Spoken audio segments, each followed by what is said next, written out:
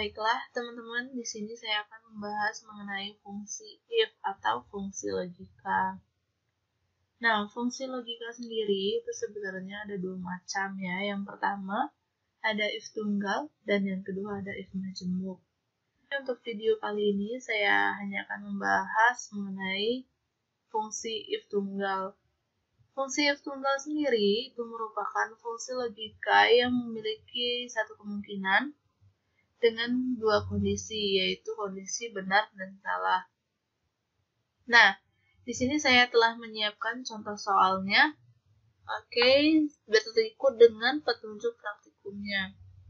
Nah, kali ini saya akan mencari tahu. Nah, sudah membuat daftar penerimaan karyawan ya.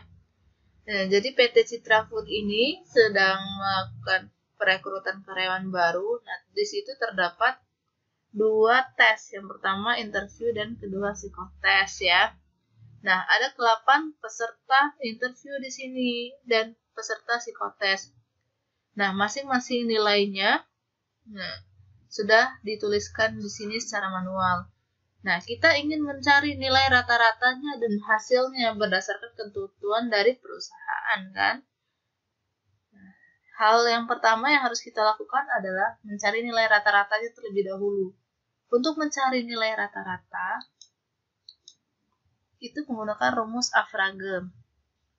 Oke, sama dengan Afrage.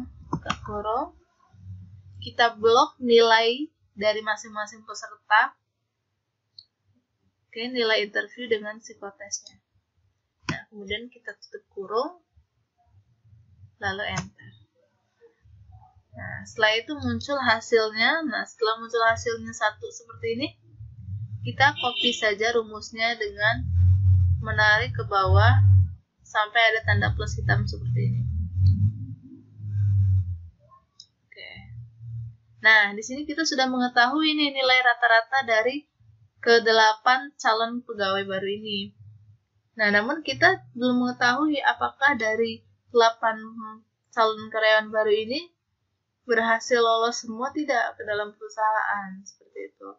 Nah, untuk mengetahui hasil lulus atau tidak lulusnya calon peserta karyawan baru ini, nah, maka kita melihat soal ketentuan dari perusahaannya. Misalnya, ketentuan hasil didapat jika nilai 80, maka diterima sebagai karyawan, selain itu gagal. Jadi, di sini yang diterima sebagai karyawan itu adalah yang memiliki nilai rata-rata di atas 80.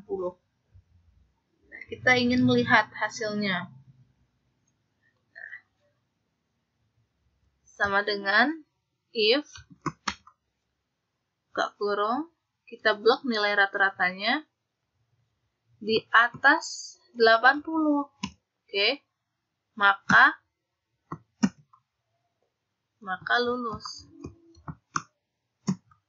Selain itu, tidak lulus. Tidak lulus. Oke. Nah, kita ulangi ya. Kita menggunakan fungsi logika atau fungsi if, yaitu sama dengan jika nilai rata-ratanya ya E8 ini di atas 80, maka lulus. Selain itu tidak lulus. Nah, untuk penulisan karakter atau yang memiliki huruf seperti ini, yaitu kita harus menggunakan tanda petik. Nah, harus selalu diiringi dengan tanda petik seperti ini. Kecuali untuk penulisan angka. Nah, kalau misalnya mau penulisan angka, kita tidak perlu menggunakan tanda petik seperti ini. Kalau kita menggunakan tanda petik, maka angka nanti akan berubah menjadi karakter, sehingga nanti waktu kita berubah menjadi accounting atau menjadi rupiah, dia tidak akan bisa seperti itu. Kemudian langsung saja kita enter.